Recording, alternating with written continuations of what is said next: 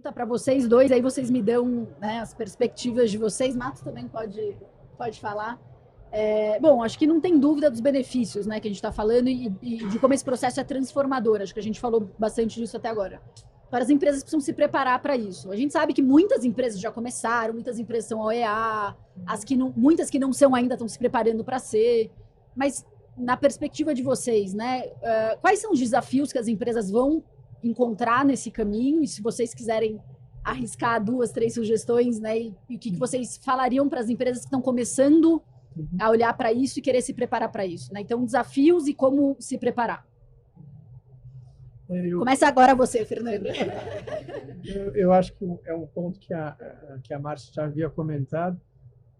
O catálogo de produtos é uma atividade essencial e eu diria não só a montagem inicial tem que se preocupar com isso, mas também a manutenção disso.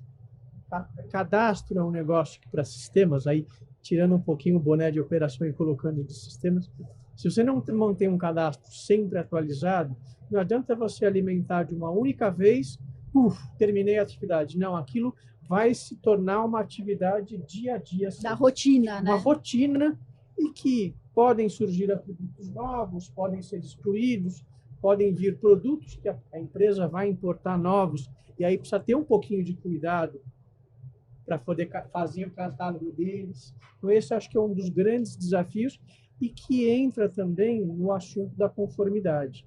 Se você tiver um catálogo bem feito e bem mantido, você, consequentemente, consegue atingir a conformidade.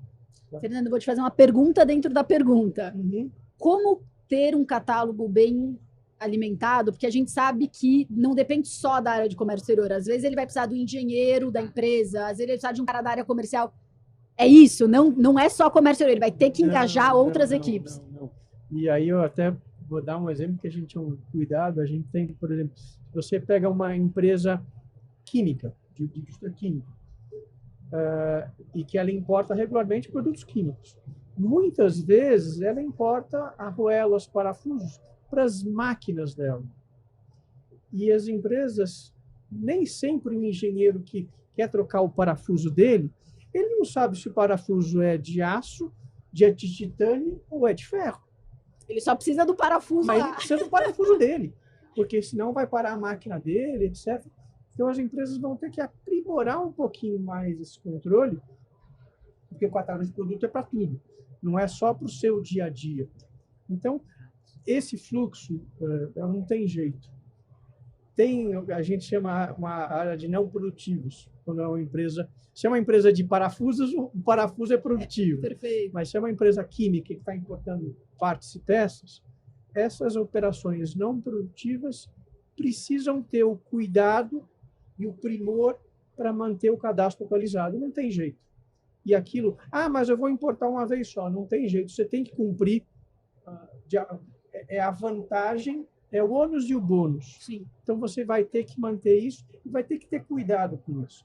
Acho que hoje, diversos importadores, principalmente os OEAs, a Receita já, no processo de certificação, já fala, cuidado com isso.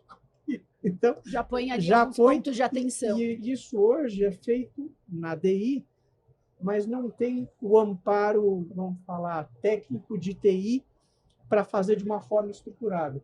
A do INPE, ou no processo de importação ou catálogo de produto, traz isso para o processo. Ele permite isso, mas não tem jeito. Você tem que manter disciplina.